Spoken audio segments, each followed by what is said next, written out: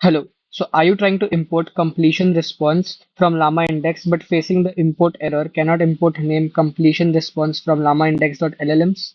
Let's fix it under 60 seconds and import completion response. So this error happens because LlamaIndex introduced changes in its latest versions. What used to be directly available in LlamaIndex has now moved to LlamaIndex.core.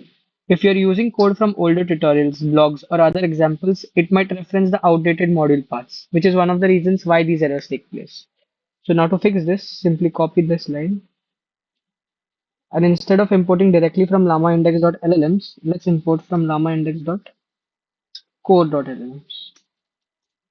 Sorry, small, and yeah, let's run this. And as you can see, the response has been taken and the completion response has been imported. So that's it. Errors fixed in seconds. If you're facing other such similar issues, check out our channel for more quick fixes and solutions. Subscribe to stay ahead and control AI before it controls us. Thank you.